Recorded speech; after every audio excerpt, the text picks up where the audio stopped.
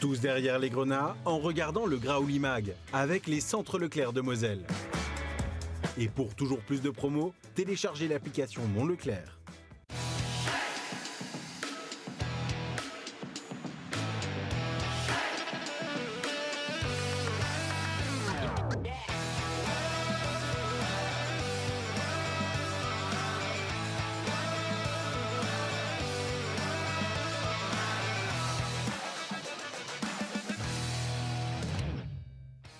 De la réussite, mais aussi du don de soi. Le FC Metz a tenu en échec Lille sur sa pelouse, récolte un point, le tout avec un clean sheet après match.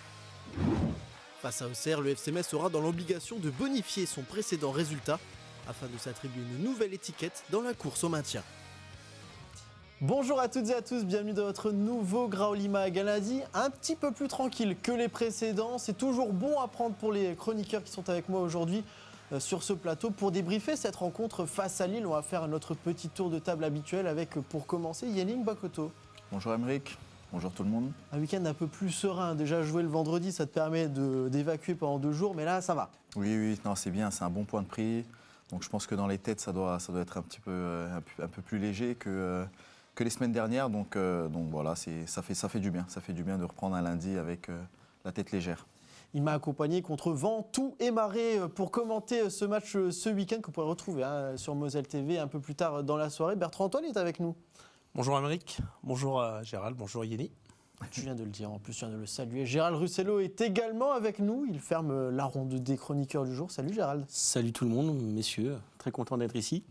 On va pouvoir justement revenir sur tout ce qu'il s'est passé ce week-end. Et il s'est passé des choses. Tout de suite, c'est le journal de la Ligue 1.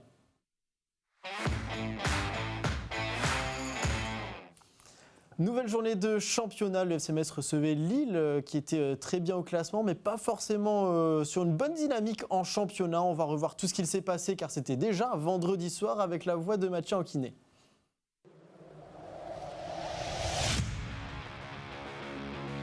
La semaine a été mouvementée du côté du club à la Croix-de-Lorraine et le terrain se faisait presque désirer. Habitués aux entames à conséquence, les Grenats pensent revivre un scénario noir. Sur une balle en profondeur de Boadi, Fernandez Pardo profite presque de la sortie manquée de Jonathan Fischer pour obtenir un pénalty. Désigné par Guillaume Paradis, le point de pénalty est finalement annulé après intervention de la VAR au grand soulagement de Saint-Symphorien. Si cette même VAR ne bronche pas sur l'intervention d'Alexandro sur Lucas Michel aux abords de la surface, elle fait très vite parler d'elle. Le long ballon vertical de Michel Mboula trouve Habib Diallo qui sert Alpha Touré. La frappe fait mouche, mais un hors-jeu in extremis au préalable de l'attaquant vient refroidir l'euphorie générale. Plus calme par la suite, cette première période s'emballe dans le dernier quart d'heure avec une double occasion lilloise. La mi-temps est finalement sifflée sur un score nul et vierge. En seconde période, même récital. Messins et Lillois se heurtent à un cruel manque de réalisme. Habib Diallo puis Georgi Abouachvili côté Grenat, Haraldsson et surtout Félix Correa dont la frappe trouve le poteau manquent à leur tour l'ouverture du score. Entré en jeu, Gauthier pense même délivrer les siens. Sur un contre éclair dans le temps additionnel, le numéro 10 contrôle un long ballon et tente le piquer devant Auxerre qui le percute après coup. Pas de pénalty, le jeu continue. Dans la foulée, pendant que Gaucho reste au sol, Jonathan Fischer réalise une claquette exceptionnelle devant l'entrant Gaëtan Perrin. Un score nul et vierge, porteur d'espoir malgré tout pour le FC Metz qui a observé ses concurrents ce week-end avant de recevoir Auxerre avec l'intention de bonifier ce point et ce clean sheet. Retour donc sur ce match nul 0-0 entre le FC Metz et Lille en ouverture de cette journée de Ligue 1. C'était déjà vendredi soir. Bertrand, on a commenté ensemble cette rencontre et une chose nous a quand même heurté, c'était une rencontre face au 5e du championnat. Un 5e, alors un peu inefficace dans ce match, on ne va pas se le gâcher. On parlait notamment d'Haraldsson entre nous sur ce résumé. On voit très bien que ça fait 0-0, mais la balance elle penche quand même un petit peu plus d'un côté que de l'autre. 16 tirs lillois, un cadré je crois. Deux. Ah, j'étais pas loin. Donc ça prouve bien effectivement l'inefficacité lilloise. On s'en privera pas en tout cas, c'est bon à prendre. Yeni en parlait là tout à l'heure, ça fait du bien au moins au moral de pouvoir relancer et couper cet élan négatif avec ces défaites. Ça a été dur, mais ce qui a été positif, c'est que les Messins se sont accrochés, ils ont été généreux dans l'effort, et je pense que le projet de jeu prôné par Benoît Tavenot est très énergivore. Et on l'a vu dans la fin de la première mi-temps, fin de match. Il y a eu aussi un trou d'air à un moment donné dans la deuxième mi-temps, parce que ça demande beaucoup d'énergie. On est sur une mixte individuelle, alors je dirais pas tout terrain, mais forcément ça demande beaucoup d'efforts. En tout cas, le mérite en revient aux joueurs. Jonathan Fischer a été décisif également, mais je pense que les Lillois nous ont bien aidés quand même. Gérald, c'est vrai que les Lillois ont peut-être aidé un petit peu le FC Metz dans leur inefficacité. Néanmoins, le FC Metz a su faire quelque chose qu'il n'a pas fait depuis presque le début de la saison, c'est qu'ils ont appris à ne pas perdre ce genre de match, et ça c'est important. Oui, alors justement, je rebondis sur ce que tu dis. Ils nous ont aidés à un moment donné. Si l'équipe adverse ne cadre pas ou ne réussit pas ses frappes, c'est aussi parce que derrière, tu mets une certaine pression au niveau de la défense. Donc quelque part, parce qu'on a eu des matchs où on se prenait peut-être pas 16 tirs, on s'en prenait 5-6 et il y en avait au moins 2 ou 3 qui rentraient. Là, on se prend peut-être 16 tirs, mais il faut voir les tirs. C'est, à part 3 grosses occasions, ça reste des frappes qui sont finalement qui sont pas si dangereuses que ça. Donc si les mecs les ratent, c'est pas pour rien, je pense. Mais au-delà de ça, oui, c'est super important d'avoir réussi face à une équipe lilloise. Elle a beau être en méforme, ça reste quand même dans les 5 premiers du championnat. Donc, faire un match nul, c'est bien, et ne pas prendre de but, c'est encore mieux. Si on arrive, alors ce serait miraculeux, hein, mais tout le reste de la saison, à ne pas prendre de but ou faire des matchs nuls face à des grosses équipes comme ça, et à battre les équipes de la deuxième partie de tableau, c'est plus du tout le même championnat. Alors, peut-être je rêve, mais moi, ce que j'ai vu vendredi soir, je ne sais pas, j'ai de l'espoir. Je trouvais qu'il y avait une autre dynamique, une autre volonté, justement, de... Alors, sans mettre le bus, en plus, il y avait vraiment une volonté d'aller vers l'avant. Donc, encore une fois, voilà, j'ai de l'espoir. Voilà. C'est vrai qu'il y a une action qui illustre bien ce que tu dis. Cette réussite, elle a été un petit peu provoquée par le FC Metz. On revient sur le poteau qu'on a vu dans le résumé. Ça se joue à pas grand-chose, à quelques millimètres, mais Jonathan Fischer touche ce ballon. Et Yenny, j'aimerais surtout te faire rebondir sur la réaction du gardien que l'on voit à l'écran. Elle est importante, cette réaction. Elle veut dire quand même beaucoup de choses. Oui, c'est sûr. C'est la volonté de pas vouloir encaisser de but. Et je pense qu'il a répondu à Rémi la dernière fois où il disait qu'il était pas décisif. Aujourd'hui, il a été décisif. Il a apporté des points à son équipe et voilà, tout le mérite revient à lui. Et je pense que ce point rageur-là montre la détermination que le FC Metz avait dans ce match-là. Et voilà, c'est un point de prix, un point de sauvé. Donc 2 points de pas perdus en tout cas. Mais voilà, c'est de bon augure pour la suite en tout cas. Et défensivement, voilà, on a un clean sheet. Faut continuer dans ce sens-là, dans tous les cas, pour espérer prendre des points et grimper au classement, parce qu'on voit que le classement est très serré, de plus en plus serré. Donc ça va se jouer forcément sur les 3 équipes, et notamment le prochain match contre Auxerre qui va être déterminant. Mais pour moi, c'est un très bon point de prix, grâce notamment à un très bon gardien qui a fait le boulot sur ce match-là. On reviendra justement sur cette volonté de donner un peu plus d'ampleur à ce point du match nul. Avant ça, Bertrand, c'est vrai que tu disais que c'est assez énergivore. Ce qui est bien, c'est que maintenant, il y a une notion qui est quand même importante, qui était importante dans le discours de Benoît Tavenot, c'est la notion de récompense pour le FC Metz. C'est important. On a souvent parlé sur ce plateau du mental, du moral.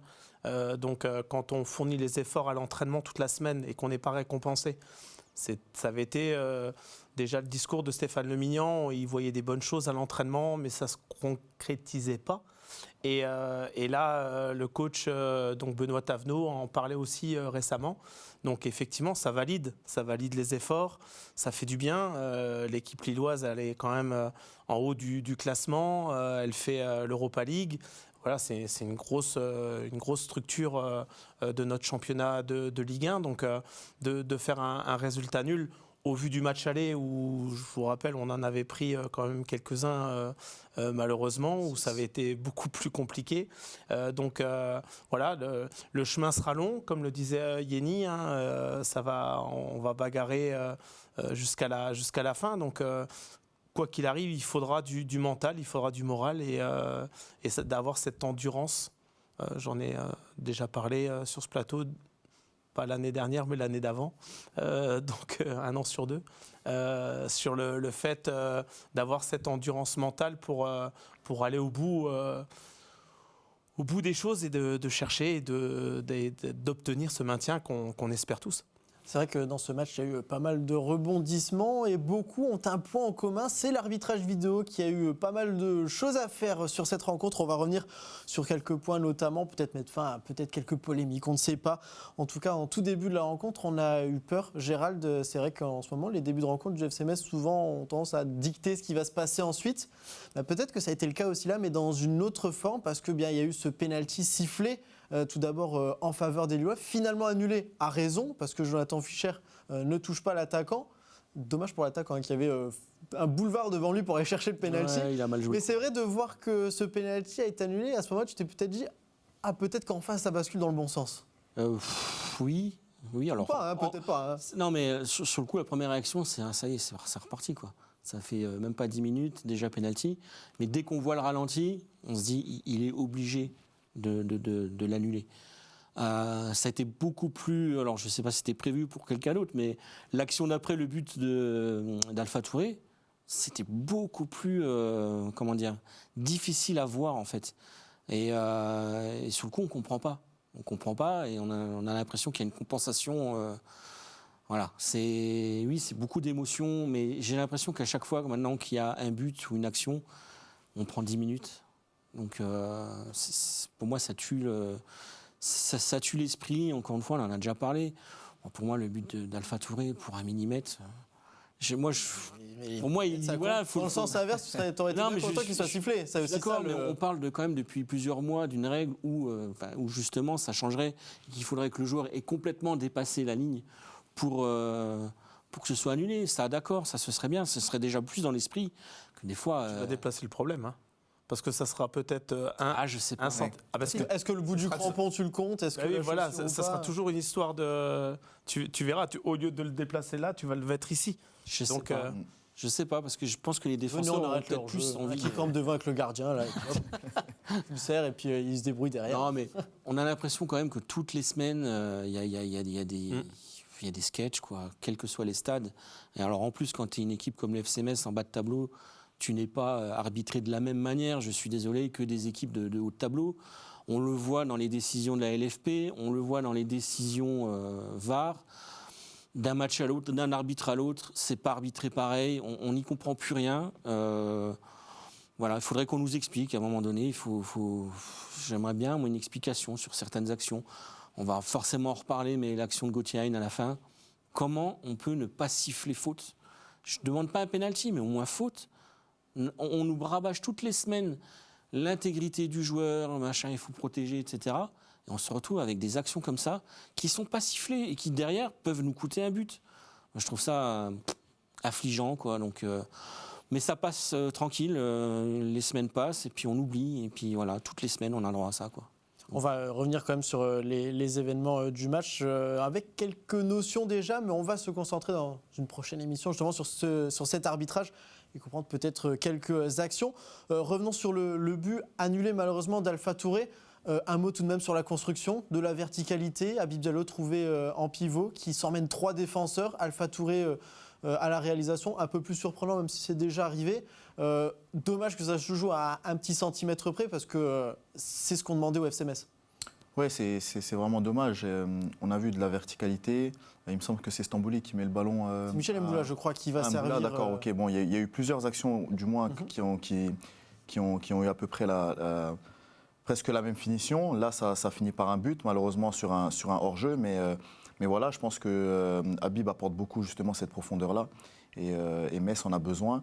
Parce qu'ils ont été dangereux sur plusieurs situations là-dessus, où Stambouli qui trouve Habib Diallo, ou bien même, bon là c'est Mboula qui trouve Habib et qui sait très bien garder les ballons, et il sait aussi jouer avec ses partenaires-là. Il fait une passe décisive, malheureusement annulée, mais voilà, ça prouve l'importance aussi qu'a Habib Diallo dans l'effectif. Et malheureusement, ça ne vaut pas un but, mais voilà, je pense qu'il faut insister aussi sur ce genre d'action-là, surtout quand on joue des équipes de haut de tableau comme Lille qui ont plus la possession que nous. Ben, le jeu direct, des fois, ça fait du bien, et ça permet aussi à nos joueurs de se projeter un peu plus et de faire un peu plus les efforts. Là, c'est Alpha Touré qui se retrouve à la finition. Donc c'est de bon augure, je pense qu'il faut prendre de toutes ces actions-là. Je pense qu'il faut appuyer justement et accentuer sur ce genre d'action-là pour pouvoir marquer des buts et pourquoi pas gagner des matchs comme ça. C'est vrai que dans le feu de l'action, on avait une petite pensée pour cette faute en fin de match ou non. On avait peut-être l'impression qu'il y avait faute sur Gauthier. On va revoir les images. À froid, Bertrand, qu'est-ce qu'on en pense ? Est-ce qu'il y a vraiment faute selon toi ou pas ? Non, parce que Gauthier maîtrise le ballon, même si son contrôle est long. Gauthier touche la balle. Et c'est qu'après, il y a le fait qu'il percute le gardien. Pour moi, ça influence pas du tout. Et c'est cette notion-là qui est importante pour discuter avec un arbitre. C'est dans l'interprétation qui a été faite, c'est le qui vient percuter qui, en fait, qui fait la différence. Il y avait eu un match miroir qui a été fait avec ce que Mikotadze avait eu à Bordeaux contre Gaëtan Poussin, si je ne me trompe pas, où c'est le gardien qui avait été chercher Mikotadze. Là, on était un peu moins direct et c'est ce qui expliquerait en tout cas la décision de ne pas siffler sur cette action. En fait, que ça soit Gauthier qui aille au gardien ou le gardien qui aille sur Gauthier, pour moi, comme je le disais juste avant, le geste est réalisé. Donc, il faut m'expliquer qu'est-ce qu'on siffle là, dans ces cas-là. Il y a quoi ? Tu siffles la sortie du gardien qui est dangereuse. Qui fait écran. Parce qu'il fait, voilà. Oui, mais faire écran, c'est pas être dangereux. Il est obligé de faire écran. Oui, non, mais tu peux faire. Déjà, il fait écran en dehors de sa surface. En théorie, il fait bien écran avec ce qu'il peut. Donc c'est lui qui la sort en plus quand il. Je sais pas si le gardien la touche. Le gardien la touche. Le gardien la touche. Donc c'est en gros pour moi c'est un arrêt. Après oui, c'est vrai que dans l'élan, il se percute, mais je ne vois pas non plus faute là-dessus. Après, il est obligé. Quand c'est pas vers l'avant, il est obligé de la mettre sur le côté. Je suppose. Alors, fait quelques matchs en gardien. Je sais pas. Je comprends plus rien au football, peut-être. C'est mon avis. Donc moi, tu comprends rien, Gérald. Non, mais je donne juste un avis personnel. Non, mais je critique pas ton avis, mais pas seulement sur l'action-là, en fait, parce que j'ai des images de moments vécus dans ma carrière. Entre autres dernièrement à l'APM, où il y a un centre qui passe devant le but. L'attaquant, c'était Forbach, l'attaquant vient percuter mon gardien, penalty. Le ballon est parti. Je vois pas en fait en quoi ça influe. Et je trouve que la situation elle est un petit peu à l'identique. Mais bon, après c'est que mon interprétation. Rappelons-nous de Oukidja il y a 3 ans ou 2 ans, quand il fait ça, contre Guingamp. Là c'est pareil en fait. Comment tu peux siffler ? J'ai plus l'action en tête.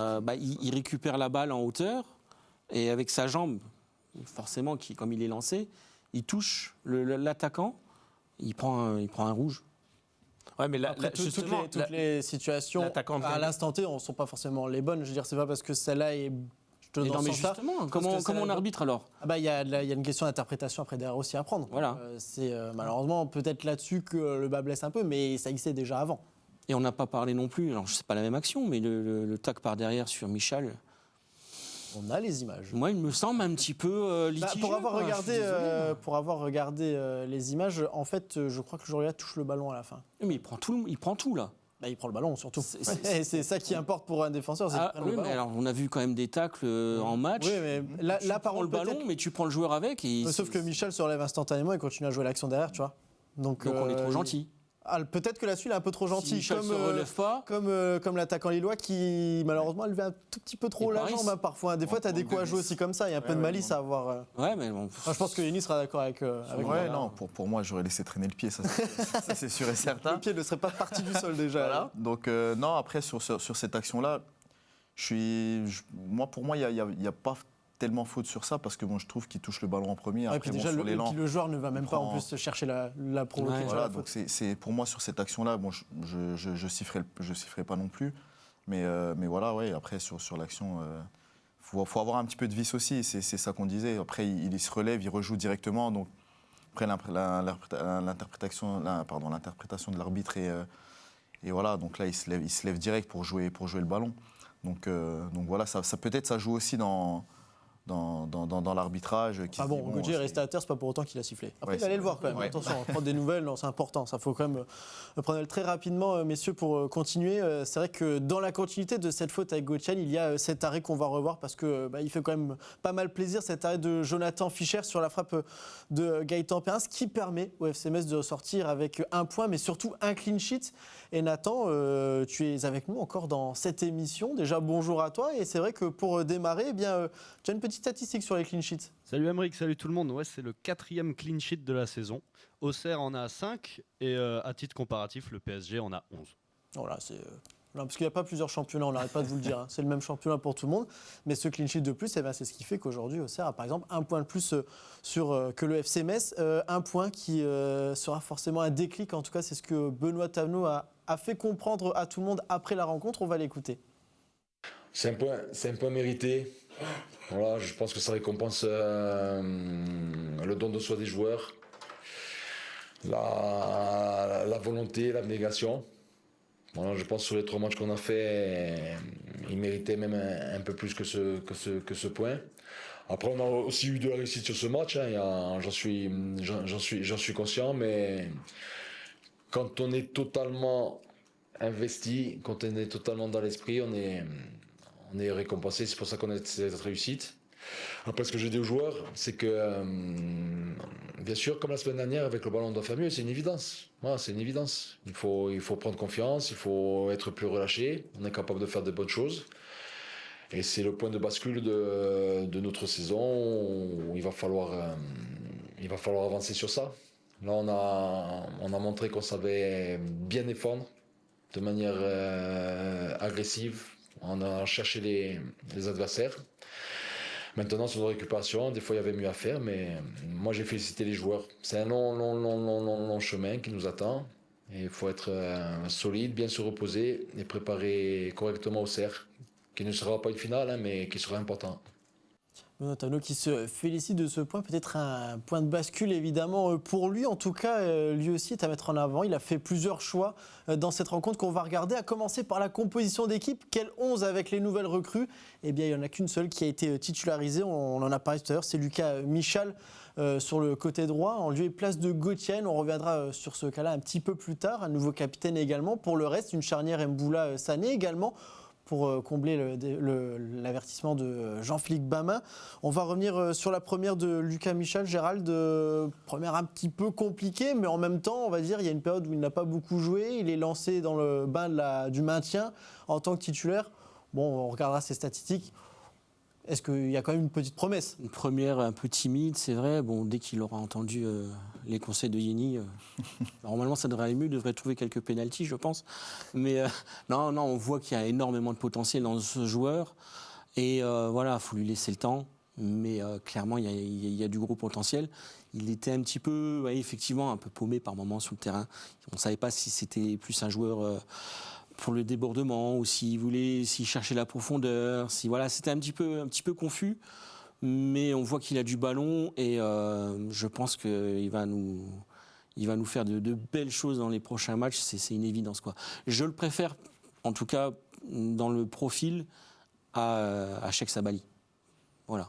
C'est un parti tort, c'est dit. Voilà. C'est un parti pris. C'est vrai qu'on en a parlé un petit peu pendant la rencontre, Bertrand, de ce joueur. Bon, évidemment, nous, on regarde de l'extérieur les statistiques qui veulent peut-être tout rien dire, mais voilà, on a vu du bon, un peu de moins bon, mais on peut le comprendre avec le contexte qui est le sien. Ouais, moi, je l'ai trouvé tendre, effectivement, ce qui est tout à fait légitime au fait qu'il a peu joué à l'AS Monaco, donc un joueur qui est en manque de rythme, qui découvre effectivement une équipe, un club, qui est lancé. Bon, au moins il a pas le temps de gamberger et puis allons-y, allons-y. Jeune garçon qui a 20 ans.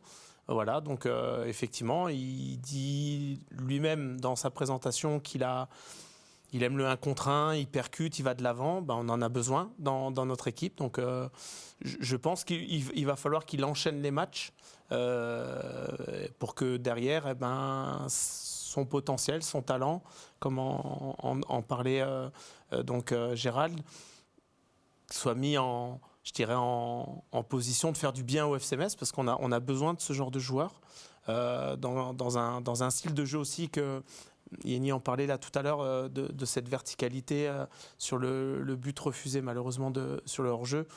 D'Habib Diallo, mais je pense qu'il y a un projet de jeu qui est complètement différent par rapport à ce que prenait Stéphane Le Mignan, avec un jeu plus direct, un jeu sur la transition, mais pour cela il faut aussi avoir des joueurs pour le faire.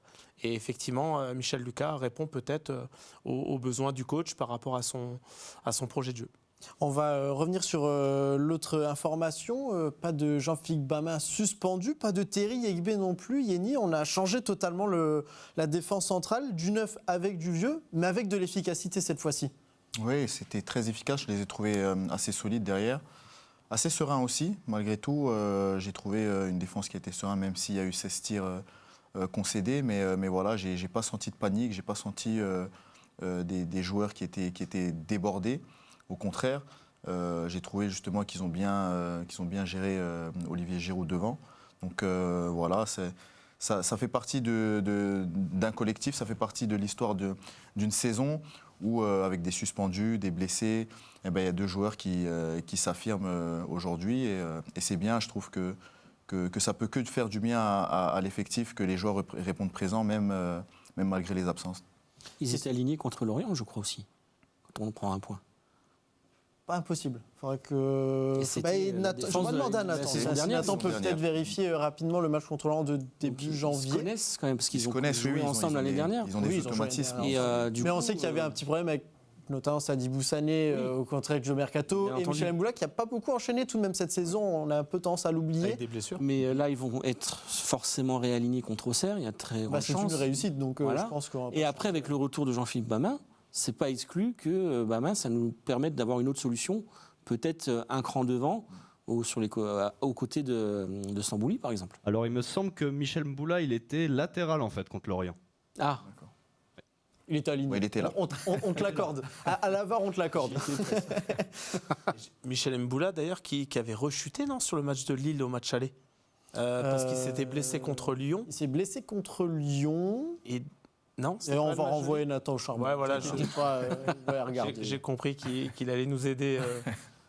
En attendant, nous on va passer à la suite avec dans ce 11 de départ, pas une absence, pas une blessure, ni même une suspension, mais un choix du coach de mettre Gauthier sur le banc, une semaine assez particulière pour Gaucho qui s'est vu retirer le brassard de capitaine, choix de la direction, on en a discuté ici avec Frédéric Carpinon notamment.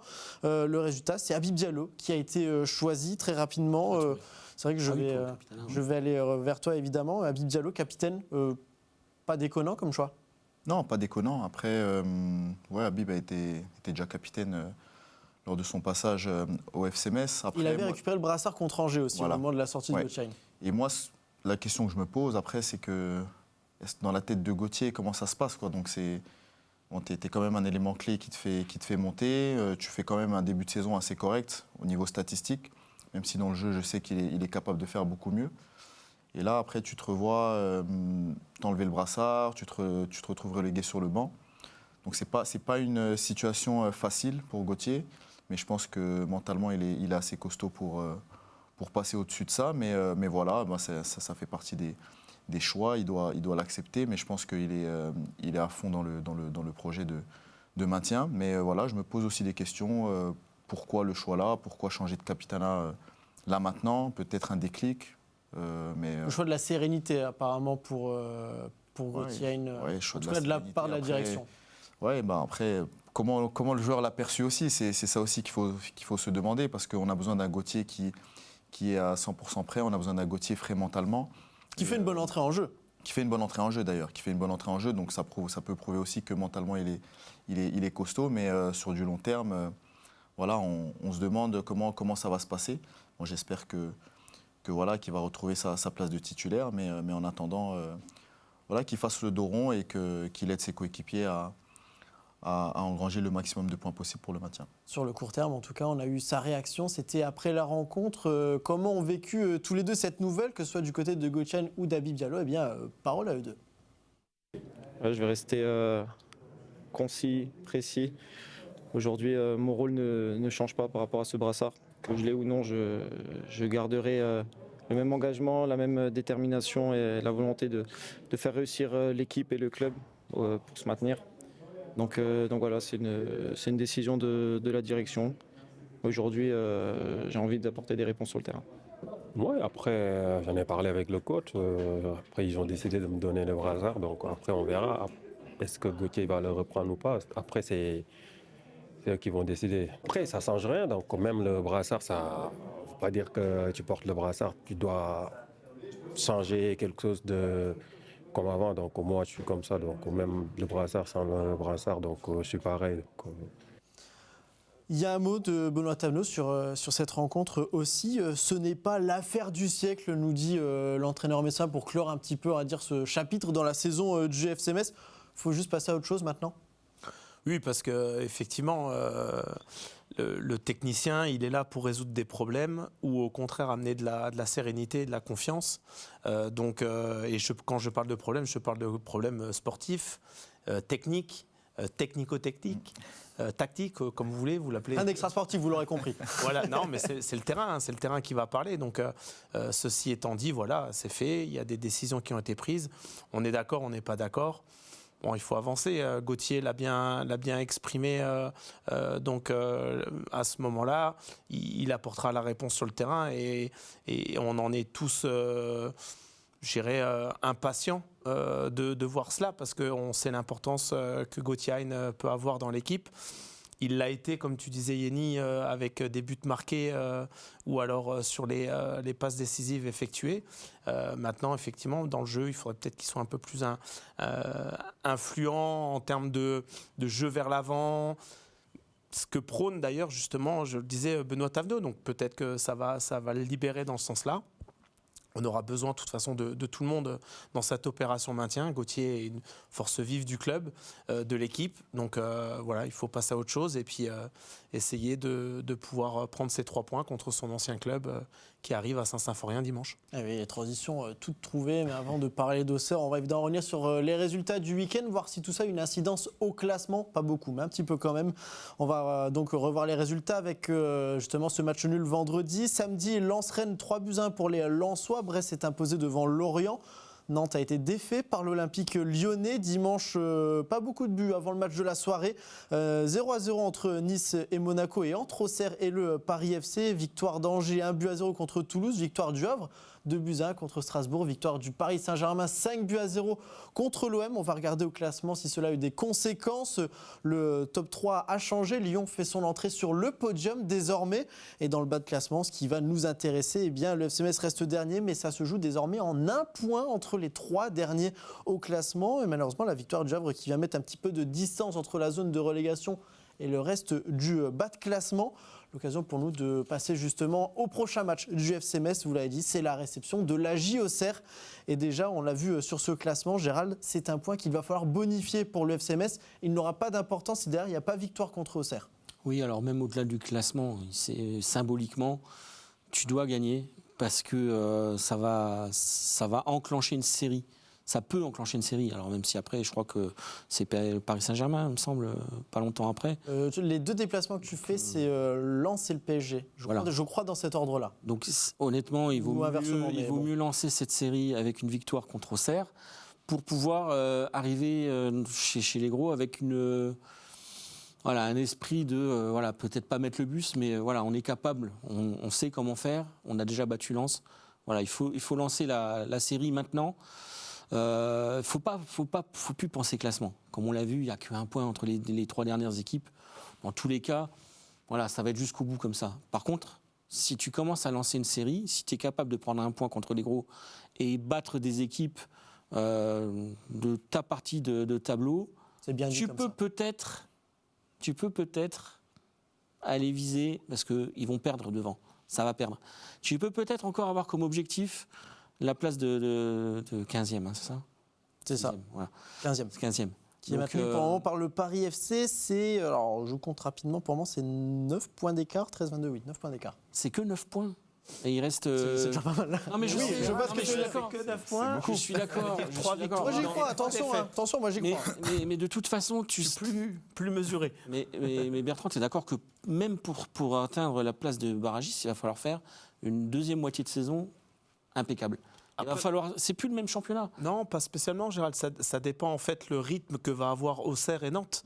Parce que si Auxerre et Nantes ont le même rythme que toi, à savoir des nuls, des défaites, bah, ça va se bagarrer avec eux. Oui. Et pour moi, en fait, que ça soit le Paris FC, Angers ou Lorient, Brest, Le Havre, des équipes qui au départ tu penses qu'ils vont être à la lutte avec toi, ils ont décollé. Le maintien, il va falloir compter aux alentours de 34 points.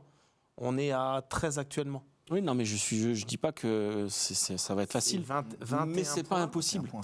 C'est des équipes qui ont un minimum 5 victoires déjà cette saison, là où toi, t'en es qu'à 3. Vous voulez vraiment faire un barrage contre une équipe de Ligue 2 ? Alors, si ça tient qu'à moi, j'ai envie de jouer le titre. Voilà, on peut. Non, mais à un moment donné, il faut aussi un discours, peut-être, et je pense que Bonotovno va l'avoir aussi. Il faut arrêter de penser classement, machin. Il faut faire ces matchs. Nous, on doit l'analyser différemment. Bien sûr. Moi, je pense que déjà, si on est sur une place de barragiste, ça sera déjà une bonne chose. Ça, c'est mon avis. Ah oui, non, mais on signe tout de suite. Et je suis d'accord avec toi. Non, je ne le souhaite pas. Je souhaite un maintien si c'est possible. Mais je pense que de la saison. Il y aura, à mon avis, c'est ce qui va se passer. C'est que soit on va avoir un déclic et on va faire une super partie, une deuxième moitié de saison, soit on ne va pas réussir et c'est fini, quoi. En tout cas, ce qui est sûr, et je rejoins tes propos, le classement, on le met de côté, Auxerre arrive, il faut prendre 3 points, c'est essentiel. Et puis match après match. Après, tu as raison, on va au PSG. Bon, au vu du match qu'ils ont fait contre l'OM hier soir. Attention, Lucien Enrique qui a peur du FC, enfin qui a eu des doutes contre le FC Metz. Oh, attention. C'est au parc, c'est au parc. C'est pas la même Non, mais laisse-nous espérer un peu. Et puis c'est pas l'équipe qu'ils ont alignée ici. Et reprenez la compo du match d'hier et celle de Saint-Symphorien. Vous allez voir que c'est une. Dans les deux, il n'y avait pas Hakimi. C'est deux équipes différentes du PSG. Pour moi, le PSG, bon, intouchable. Mais c'est pour ça que là, quand tu parles de renclencher une dynamique, une série, pardon, avec le PSG qui arrive, ça me semble compliqué. En tout cas, je te rejoins quand tu dis match après match. Tu peux déjà en appliquer une à domicile. Tu peux déjà mettre une à domicile. C'est ce qu'a fait Lorient pour le moment cette saison. Lorient, s'il s'en sort super bien, je vais regarder rapidement les prochaines rencontres du FC Metz. Il me semble qu'à domicile, tu reçois 12 matchs en défaite.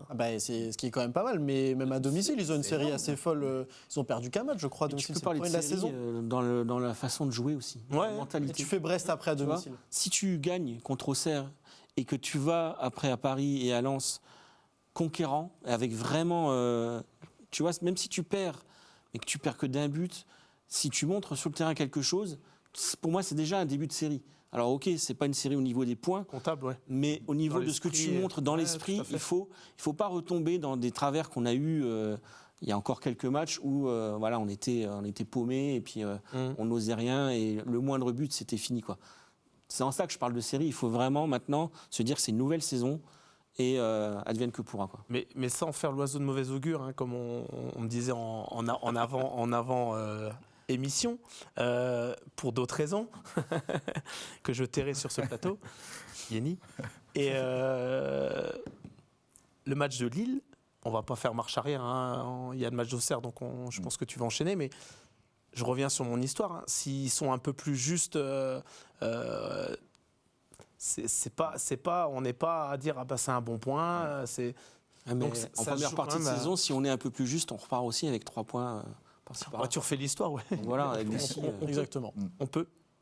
On a deuxième match à domicile pour le FC Metz. Et ça aussi, ça peut avoir son importance. Il y a une bonne communion avec les joueurs et les supporters qui reconnaissent justement cet état d'esprit, ce don de soi qu'a mis en avant Benoît Thavenot. Enchaîner Auxerre à domicile, c'est peut-être le meilleur scénario possible pour le FC Metz. Oui, je pense que les supporters demandaient que ça, une équipe conquérante, une équipe qui a envie de montrer quelque chose, pas forcément par rapport aux résultats, mais au moins sur le terrain avec l'envie de bien faire. Et voilà, sur ce match de Lille, même si voilà, on a dit que voilà, on a eu beaucoup de réussites, mais voilà, on a montré quelque chose et il faudra bonifier tout simplement ce bon point pris face à une équipe d'Auxerre qui sera pas facile à jouer parce que c'est une équipe qui est devant nous et voilà, on aura notre public avec nous, on aura les supporters avec nous et ça va être très important pour ce match-là. Petit point statistique tout de même sur Auxerre, on a vu la position au classement tout à l'heure, ils sont passés 16e, ils sont passés devant l'UFC Nantes à la différence de buts, ça se joue à 3 buts mais néanmoins ça a son importance. 3 victoires, 5 nuls, 13 défaites, c'est 14 buts marqués pour 29 buts encaissés. Lacine Sinayoko, meilleur buteur, meilleur passeur du club, qui sera un élément à prendre en compte dans ce match. Gérald, mauvais souvenir, le match aller, parce que Auxerre va mal, mais sur les 17 derniers matchs, toutes compétitions confondues, il n'y a qu'une victoire, c'est face au FC Metz. Malheureusement, il y a des points qui aujourd'hui ont un certain impact au classement. Le FC Metz, on l'a dit en première partie de saison, a été quand même assez inconstant, même très inconstant face à ses concurrents directs. Il faut absolument gommer ça, ce n'est pas négociable. C'était pas le même FC Metz, j'ai l'impression en fait. Donc, non, mais nous on a changé de saison depuis 2 semaines là. Donc voilà, pour moi t'as plus le même entraîneur, t'as plus le même capitaine, t'as des recrues, t'as des joueurs qui sont là depuis longtemps qui sont plus là. C'est pour ça que ça sert presque à rien de comparer en fait. Oui, effectivement, eux dans leur tête ça va jouer pour Auxerre, ils vont se dire c'est la seule équipe. Est-ce que ça n'a pas joué pour le FC Metz aussi? Je suppose Bertrand, t'entames pas un match comme ça de la même manière que celui de Lille, si? Bah non, c'est pas le même adversaire, c'est pas le même enjeu. Voilà, parce que tu viens à perdre Lille, même si c'est pas forcément ce qu'on souhaitait. Et bien entendu, on aurait aimé une victoire, mais en tout cas, au vu de leur pédigré, bah, tu te dis bon, soit. Mais là, Auxerre, effectivement, comme le disait Gérald, c'est un match à gagner, c'est un adversaire qu'il faut mettre derrière, même mentalement. J'en parlais tout à l'heure, ça ferait du bien, de se dire bon bah voilà, on arrive à battre ces équipes-là, parce que si tu fais des statistiques des équipes du bas de tableau, en tout cas qui sont dans notre zone et la zone relégable, je suis pas sûr qu'on ait battu beaucoup de monde. Hein. Non. Parce que on a battu Nice, on a battu Lens, on a battu Nantes. Non, c'est le seul concurrent direct à proprement parler que tu as battu. J'ai même envie de te dire, c'est le genre de match où tu peux avoir un match de référence et il faut viser une grosse victoire. Une victoire. Un 2 ou 3-0, tu mets au moins les choses au clair. Tu dis voilà, on n'est plus la même équipe, on n'a plus le même coach, on n'a plus le même capitaine. C'est parti quoi.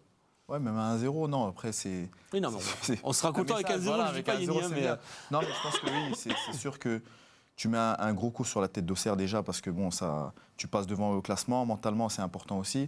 Et comme on a dit, on commence cette semaine-là avec un petit peu la tête légère, je pense qu'en battant Auxerre, tu seras encore un peu plus avec la tête légère, même si après tu te déplaces à Paris, même si après, c'est pas dit qu'Auxerre aussi, le prochain match va le gagner, donc ça te laisse quand même une bonne marge pour la suite, quoi. Donc c'est important, je pense que la victoire est importante, parce que le nul, finalement, ce serait peut-être pas un bon résultat, parce que tu restes à distance. Il faut des points. Là. Donc il faut des points, quoi, tout simplement. Il faut battre Auxerre et les battre avec la manière comme tu veux, mais avec au moins l'esprit qu'on a eu contre Lille.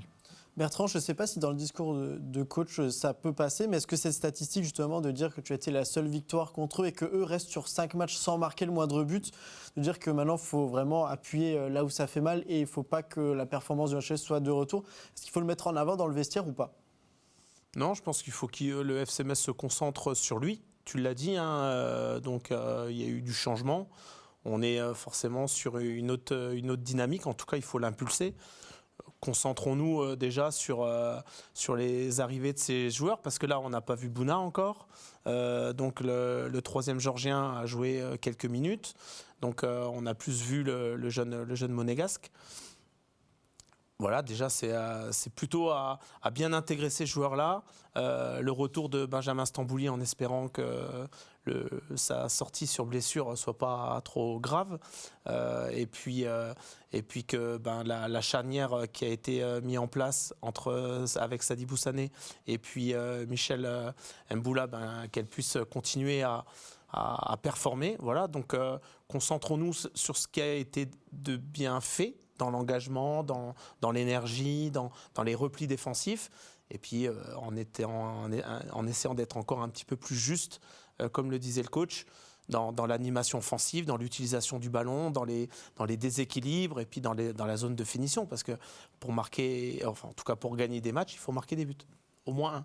J'ai l'impression qu'on a des cartouches qu'on n'avait pas il y a encore quelques semaines sur le banc. Quand on voit l'entrée en jeu d'Abouachvili, par exemple, je trouve qu'il fait une sacrée rentrée en jeu. Donc il y a des joueurs qui vont peut-être commencer à se montrer un peu plus, quoi. C'est vrai que là, quand on regarde, Boubacar Traoré n'était pas sur la feuille de match. C'est une piste au milieu. Bounassar, Gvilitaïa, Abouachvili. Tu démarres avec Gauthier sur le banc. Gbama, qui pour le moment n'est pas là, mais Voilà. qui est quand même là. Maxime Collin qui fait des bons entrées en jeu. Et puis alors, on peut en reparler. L'entrée en jeu encore loin d'être déconnante pour Moulongo. Émeric, on va jouer l'Europe ou pas? Mais moi, depuis le début, j'y crois. Allez, Mathématiquement, c'est c'est peut-être plus jouable le titre, mais l'Europe, je pense que c'est encore jouable. C'est parti. Et ce qui est important en fait dans ce que tu dis là, Gérald, c'est que quand il y a un changement de coach, ça remet tout le monde Exactement. À plat. Tu as dû le vivre dans ta carrière, Yeni. Il y a forcément des statuts à un moment donné qui sont posés. Et puis là, on remet tout le monde sur le même pied d'égalité. Et donc forcément, ça donne peut-être des idées à Surtout que ce sont des joueurs ou autres. alors je ne sais pas si le contexte fait que, mais ce sont des joueurs qui utilisent cette nouvelle chance aujourd'hui. C'est ça. On l'a dit, ces joueurs qui sont alignés là pour en répondre présent. La défense centrale répond présent alors que ça n'allait pas. Devant, Gauthier a fait une entrée en jeu intéressante. Brice Moulongo, qu'on n'a pas vu jusqu'à maintenant, il est là, il a 16 ans. Benoît Tano l'a dit, on ne dirait pas qu'il a 16 ans footballistiquement. Je pense que Yeni est d'accord. Tout le monde a sa chance en fait. Mais tout le monde l'a saisi. Alors qu'on avait l'impression que Stéphane Lumignan avait tendance à avoir ses joueurs un peu préférés qui insistaient Il y avait avec. des changements qui étaient répétitifs. Voilà. Aussi. Alors que là, tu te dis que tout le monde peut avoir sa chance. Ouais, là, Moi, je m'attendais que Bounassar Ouais, moi aussi. Les cartes sont restées. Je compléterai avec le fait que le mercato est terminé et que les joueurs, là, il n'y a plus Ils de ont la questions tête claire. Ouais. Les joueurs, et tu en parleras sans doute mieux que moi, mais l'entourage du joueur, les agents et autres, au moins là, il n'y a plus à discuter. On est là Il n'y a plus qu'une donnée qui est importante jusqu'à la fin de la saison, c'est le sportif, que ce soit pour les matchs de saison ou pour l'événement qui arrive cet été. Il y a une Coupe du Monde en jeu pour certains. C'est maintenant si ça veut grappiller des premières sélections ou au moins son ticket et sa place, quoi. Il y a encore des championnats. C'est donnant-donnant. C'est vrai que c'est donnant-donnant. Tous les joueurs là qui veulent se battre pour une place justement au mondial, ils ont besoin de performer justement avec leur club pour y participer. Et je pense notamment à Bounassar qui peut faire figure de retour en sélection avec le Sénégal. Les Georgiens aussi. Pas trop de concurrence en plus. Oui, voilà. Donc, les Georgiens aussi qui peuvent aussi être amenés à être appelés. Donc voilà, c'est un peu donnant-donnant aussi pour tous ces joueurs-là. Mais bon, comme on a dit, les cartes sont redistribuées. Il me semble que la Géorgie n'est pas la Coupe du Monde, si je ne me trompe pas, Non, malheureusement. pas la Mais oui, c'est vrai qu'il y a des choses à faire valoir. Voilà, donc c'est important pour les joueurs de se mettre aussi dans ce mode-là et de se battre pour le maintien tout simplement avec leur club pour pouvoir prétendre à plus peut-être en juin ou un peu plus tard, quoi. Gérald, j'ai entendu ton appel pour ne pas être barragiste ni relégable, mais un peu plus. On l'a dit, ça dépendra du FC Metz, mais je suis obligé de vous dire que ça ne dépendra pas que du FC Metz. Et on va le voir ne serait-ce que sur ce calendrier-là. Peut-être des cartes à redistribuer au niveau de l'étiquette. Ce week-end, il y aura certes Metz-Auxerre, mais il y a aussi à Monaco-Nantes. Et le FC Metz, en cas de bon résultat, peut être le nouveau barragiste, en tout cas après cette journée. Ça ne veut rien dire, il y a encore d'autres journées derrière. Mais peut-être qu'un changement d'étiquette et déjà sortir de cette dernière place aussi, ça pourrait permettre d'enclencher autre chose derrière avant de penser à ce qu'il y a devant le FC Metz. Oui, alors ce sera certainement provisoire puisque derrière on a des matchs très très difficiles, mais on montre que c'est possible en fait. Et on ne resterait plus englué à cette dernière place qui plombe le moral de tout le monde. Donc c'est le bon moment en fait, c'est vraiment le match. Alors c'est peut-être la crainte qu'on a. C'est qu'il y a une pression quand même qui est là, une espèce d'épée de Damoclès au-dessus de nous, en se disant voilà, il faut absolument qu'on gagne parce que ça peut changer la donne complètement. C'est le seul risque qu'on a. Mais j'ai l'impression que cette équipe-là, cette nouvelle équipe, cette nouvelle impulsion, elle est capable vraiment de passer cette épreuve.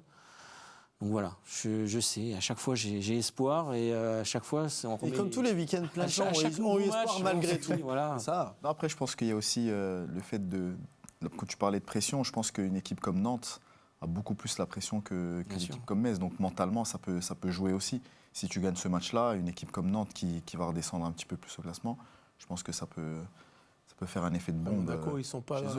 Après, Monaco, ils ne sont pas non plus. Voilà, c'est ça aussi. Mais voilà, c'est le moment de les prendre et de les taper. Et puis comme ça, nous, on passe devant et mentalement... Le CMS a reçu des équipes qui n'étaient pas en forme, et pourtant, pas empêché que ça reparte plus belle derrière. C'est le passé. C'est le passé, regarde mais devant. ça existe, ça le passé, mais bon, c'est dans le présent de cette saison de Ligue 1, malheureusement, ça a des conséquences aujourd'hui au classement. C'est vrai que ça peut être un petit peu frustrant et perturbant de se dire que tu sors un match assez satisfaisant, comme on l'a dit, hein, attention, il y a le réalisme de Lille, quoi, mais d'être encore englué à cette dernière place, c'est vrai que ça doit quand même trotter un tout petit peu dans les têtes malgré tout. Ou pas. C'est en fait le problème, c'est que c'est pas nouveau. Donc j'ai envie de vous dire, le FC Metz depuis quelques années est malheureusement à notre grand détriment habitué à cela. Donc bon, mais certes, c'est d'autres joueurs, c'est d'autres, mais c'est toujours les mêmes supporters. Donc c'est toujours nous qui. Donc les joueurs, eux, leur objectif, il est clair, c'est de se maintenir, que ça se passe par un maintien en évitant les barrages, peu importe. Donc c'est toute l'approche que va avoir le staff et l'environnement du club auprès des joueurs en mettant le classement de côté, et ce qui me semble être fait. Voilà, pour que les joueurs, on les challenge sur d'autres leviers, et ces leviers-là, ils vont permettre peut-être, en tout cas on l'espère, de pouvoir sortir de cette zone rouge. Bonifié, oui, mais surtout de la continuité pour le FC Metz. C'est ce qu'il faudra pour la réception de la JOCR. Nous, de la continuité, il y en aura dans nos analyses parce qu'on se retrouvera dès jeudi. Parce que oui, malheureusement, c'est déjà la fin de cette émission. Merci messieurs de m'avoir accompagné, d'avoir débriefé ce match. Et nous, on se retrouve bien dans quelques jours. À très vite sur Moselle TV.